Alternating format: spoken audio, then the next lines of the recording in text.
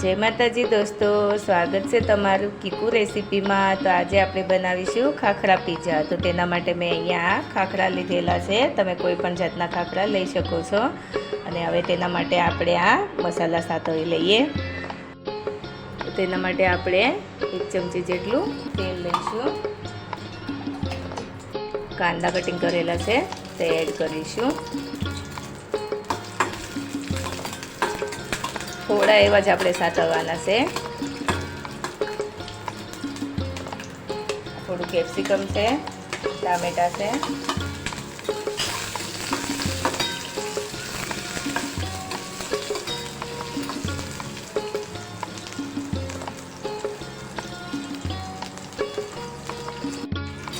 Vegetable સતળાઈ ગયા છે, આપણે તેને ડીશમાં લઈ લઈએ। તો હવે એ જ તેલમાં આપણે આ ઝીણા સમારેલા કાંદા એડ કરી દઈશું।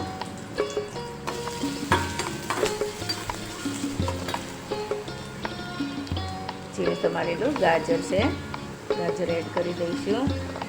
કોબી છે ઝીણી સમારેલી, અને આ કેપ્સિકમ છે ઝીણું સમારેલું। હવે આ બધું આપણે સાતળી લઈએ।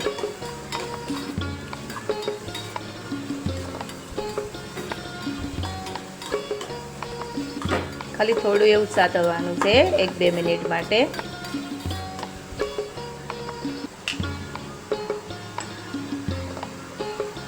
હવે તેમાં 1 ચમચી જેટલો ચીલી ફ્લેક્સ એડ કરીશું। 1/2 ચમચી જેટલો ઓરેગાનો એડ કરીશું। સ્વાદ પ્રમાણે મીઠું એડ કરીશું। અને આ બધું મિક્સ કરી લઈએ।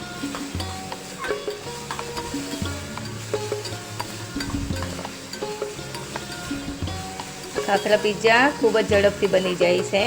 આ ખાલી થોડું એવું સાતળવાનું વેજીટેબલને, પછી 5 મિનિટમાં તો ખાખરા પીઝા બની જાય છે। આપણા વેજીટેબલ સતળાઈ ગયા છે, આપણે તેને ડીશમાં લઈ લઈએ। વેજીટેબલને ડીશમાં લઈ લઈએ। તો હવે આપણે ખાખરા પીઝા બનાવી લઈએ। તેના માટે અહીંયા ખાખરો લીધેલો છે, તેના ઉપર આ ટોમેટો કેચઅપ લગાવી દઈશું।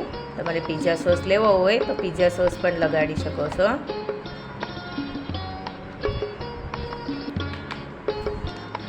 આખા ખાખરામાં આપણે આ સોસ લગાવી દઈશું।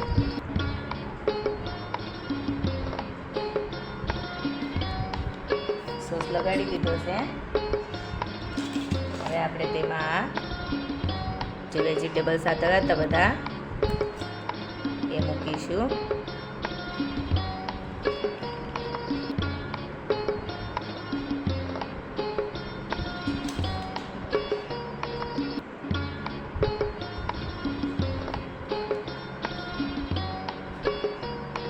બધી બાજુ ફેલાવી દઈશું આપણે।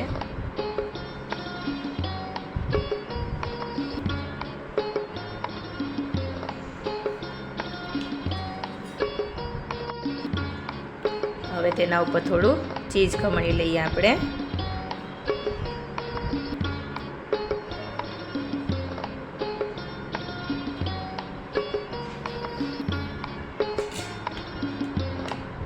હવે આ વેજીટેબલ મૂકીશું।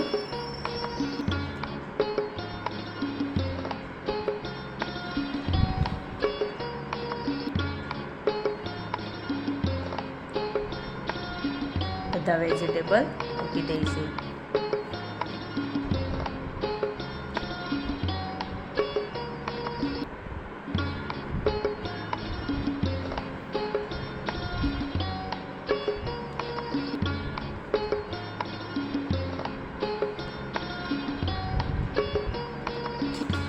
ઉપરથી આપણે પાછું થોડું ચીઝ ખમણી લઈશું। તમારે ચીઝને થોડી વાર મેલ્ટ કરવું હોય તો થોડી વાર માટે આને ગરમ તવા ઉપર મૂકી દેવાનો ખાખરો, એટલે ચીઝ મેલ્ટ થઈ જશે। પણ આપણે અહીંયા આવી રીતના જ બનાવવાના છીએ। હવે આ પીઝાને કટ કરી લઈશું આપણે।